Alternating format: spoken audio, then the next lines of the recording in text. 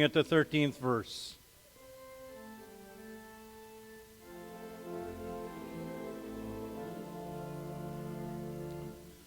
Someone in the crowd said to him, "Jesus, tell my brother to divide the family inheritance with me." But he said to him, "Friend, who set me to be a judge or an arbitrator over you?" And he said to them, "Take care. Be on guard against all kinds of greed, for one's life does not consist in the abundance of his possessions." Then he told them a parable. The land of a rich man produced abundantly, and he thought to himself, "What should I do? For I have no place to store my crops." And then he said, "I will do this. I will pull them down, pull down my barns, and build larger ones, and there I will store all my grain and my goods. And I will say to my soul, 'Soul, you have ample goods laid up for many years. Relax, eat, drink, and be merry.' But God said to him, 'You fool, this very night your life is being demanded of you. And the things you have prepared, whose will they be?' So it is with those who store up treasures for themselves on earth, but are not rich toward God." Here ends the gospel for the day.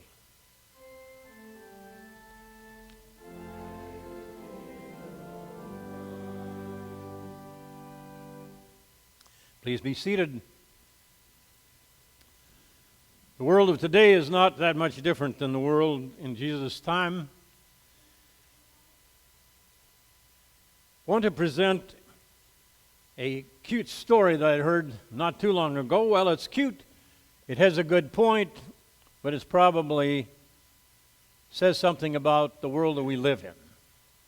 A sixth grade teacher in her math class was going to advanced math. She wanted definite answers. So she proposed a question, a math question for the class. And she said, "Class, I think you are advanced enough to answer this question. There was a man who had an estate, an inheritance of $10 million. In his will, he gave 1/5 to his wife, 1/5 to his son, 1/6 to a nephew, and the rest to charity. Now, what will each one get?"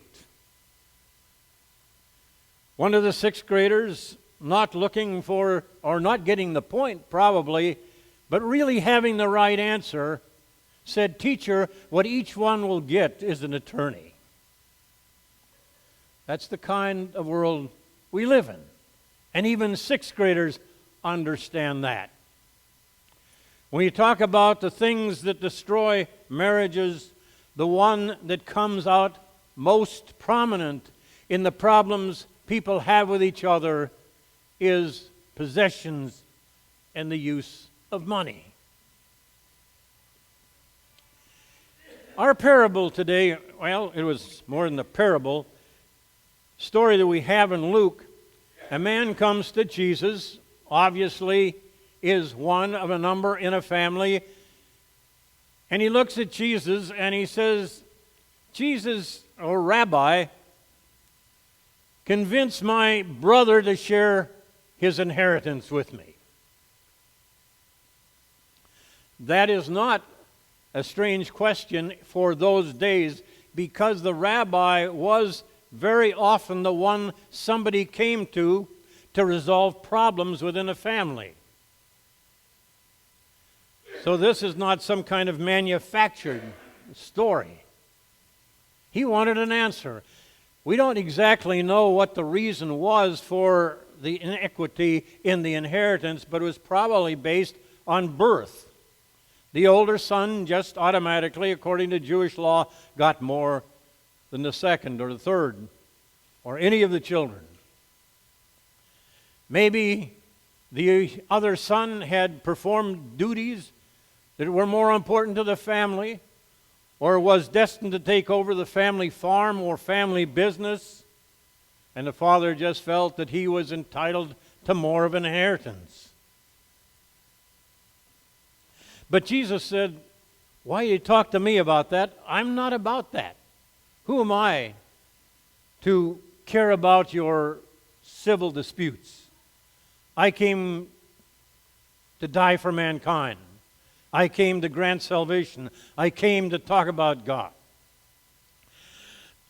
And then he tells them a parable, which is even more strange. And he said, the land of a rich man brought forth a great harvest. And he didn't have barns to store this abundance of crop. And then he said, I know what I'll do. I'll build up bigger barns. I'll tear down my old ones. I'll give myself more places to put my things. And this will be a solution to my problem. But more than that, it gives me a security. I am now really wealthy. I can eat, drink, and be merry. I can retire in style. I can everything I ever wanted. And then comes that condemnation that Jesus says, God say, tonight your soul will be required of you. There's a prediction that the man was going to die. He said, what good is your possessions? What you need probably is not bigger barns, but a stronger faith. And he called the man a fool. That's a pretty rough condemnation from God, to say you're a fool. I'm sure he's thought that way of me, and many times when I have made unsound decisions. But it seemed a natural thing. If you got an abundant crop, make use of it. That's something of a gift. You can use it for all kinds of things. Why not buy bigger barns and store things? The prices go up and I've got an abundance. Why not take advantage of this? It makes sense, doesn't it? That could be proper stewardship. But the condemnation is this. Your self does not reside in the abundance of your possessions. And you just are weak in your desire to serve God. You don't need bigger barns. You need a stronger and firmer faith of what your life is about and how God can help you. I got 3 ideas why man was called a fool. And we have to regard these seriously because they are the same mistakes that we make. The first one is that the rich man who had his abundant crop trusted in things. That was his security. I have enough. I can eat, drink, and be merry. Do anything that I want. I'm in the groove. Everything's going to come to me from now on. The problem is, if you trust in things, you're always going to be disappointed. In 2007, Adolf Merkel, a billionaire in Germany, was listed as the 94th richest person in the world. He had a net worth of $12 billion. Most of you recognize the name. I suppose he was a head of the pharmaceutical company, but he made his fortune more in the construction industry and transportation. But he took a big risk. In the stock market, he saw Volkswagen fading. And he had a bunch of stock in Volkswagen. He sold it short. And what happened is that Porsche wound up buying Volkswagen, and suddenly, instead of the stock going down, it went skyrocketing up. And Adolf Merkel lost $750 million in one day. Now, what also happened is that he had outstanding loans, and if you remember, 2008 and 2007, 2008, was worldwide recession. And he sought to lose more and more, even threatened his very financial existence. Within a few months, he had lost $3 billion of his $12 billion.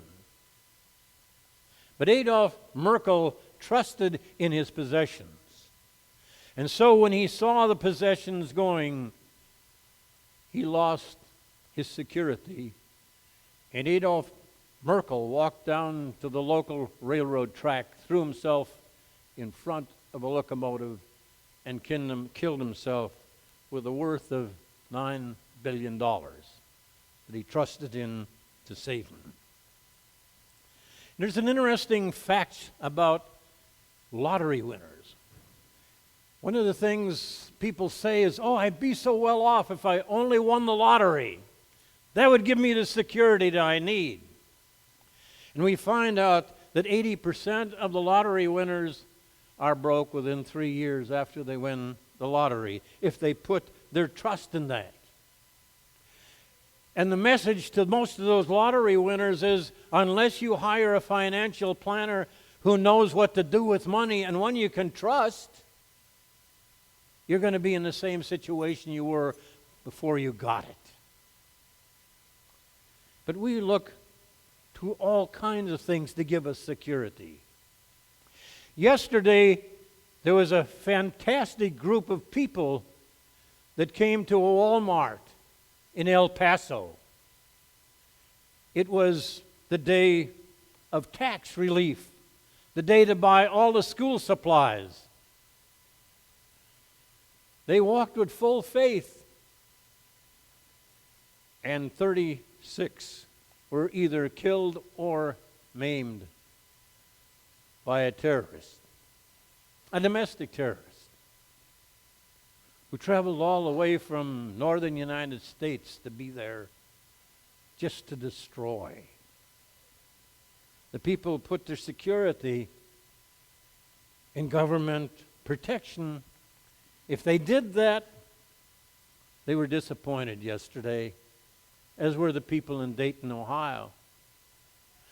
And one person being interviewed today said it was as scared as I've ever been, and I don't know if I dare go outside anymore. And the only message you can tell is, if you just trust in security of mortal men, you're going to be disappointed, and things are always going to be dangerous. Putting your trust in security even affects us as older people.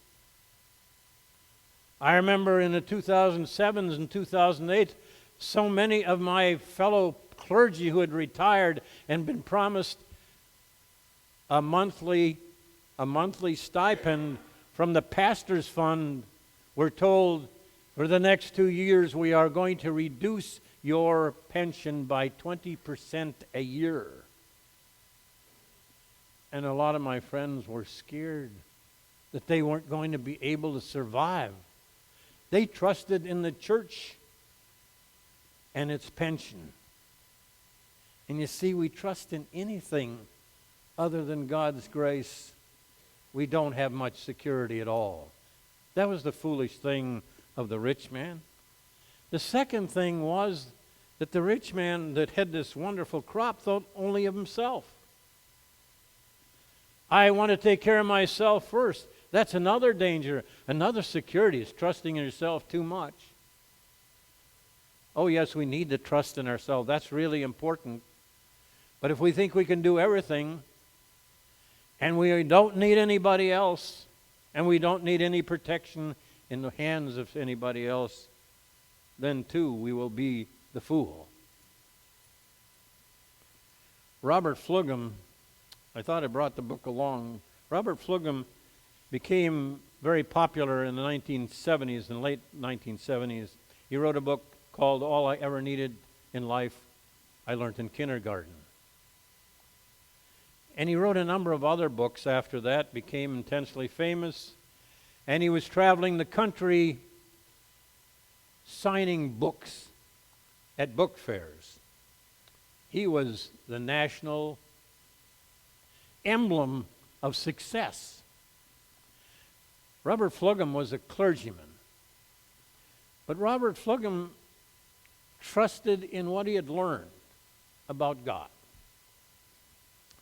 He had just gone on a book tour, and one of the interviewers of a local television station came to him and talked about his success. And he said, now that you're sold all these millions of books that are worldwide now, he says, I suppose you have a bigger car and a mansion to live in. And Flugum said, no, I got the same car that I had when I first wrote the book. And I live in the same house. That's a good enough house for us. Anyway, the children are gone. Don't need a bigger house. Well, what did you do with all the money that you got on your recent tour? I understand you took in $670 million. He said, well, I put it in God's hand and gave it to charity. Because if we are successful, we have only God to thank, and we trust in Him, and we use what we have as a gift to share with others. The rich young ruler in our parable today didn't think about anybody else. What can I do? What can it benefit myself? And a lot of the enjoyment and purpose in life comes in the way you take what you have and use it in terms of other people. The third thing that I think it caused God to call a rich man a fool was simply, is stated in the last verse. You trust in the abundance of possession, and you are not rich toward God. So it is with those who store up treasures for themselves here on earth, but are not rich toward God. That causes you to be the fool.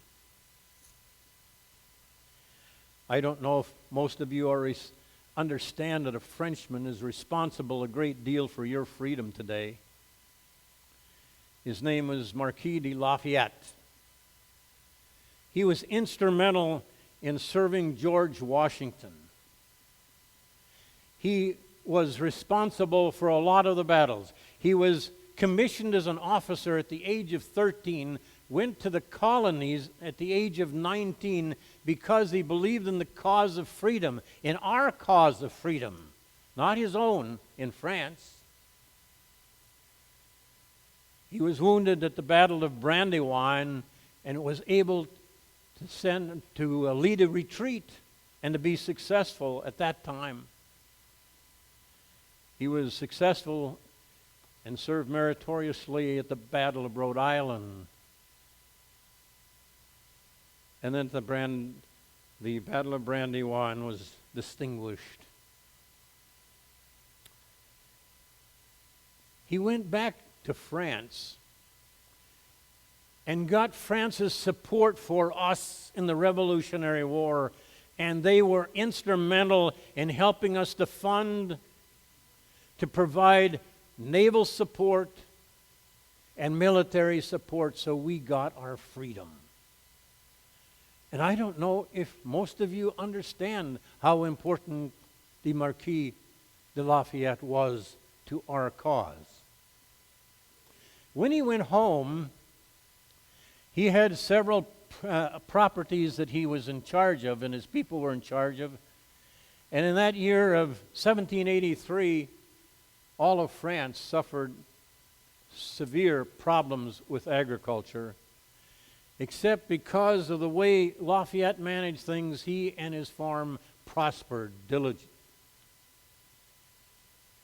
And his people came and said, let us store all this stuff. Now is the time to put things away. When the prices go up, it's time to sell. And Lafayette had a whole different concept that he learned in his church. And he said, no, now is not the time to prey on the unfortunate circumstances of other people. I want you to go down and find all those people, all those farmers who have suffered a loss, and give them of our abundance. Lafayette went out on to help write the Constitution for his country based on our Constitution. He enlisted the help of Thomas Jefferson. Napoleon asked him to serve as one of his military men, and he told Napoleon, "Can't go with what you're doing. That's risking death." So he was imprisoned for 5 years. He was let out. And another dictator that came after Napoleon said, "I want your service." Can't do it. You're a dictator. You're preying on the people. And I can't join that. Again, he risked death. But he had integrity as a human being and a sound faith in a loving God. And he was willing to risk it all to serve God and the people in the way he believed his purpose was written. The message to the rich man in the story is you don't need bigger barns. You need a sounder faith. You need a sounder. If you trust in things as your security, you don't need bigger barns. You need a sounder faith. If you're thinking only of yourself, you don't need bigger barns. You need a sounder faith. And if you are not rich toward God, you don't need bigger barns. You need a sounder faith. Amen.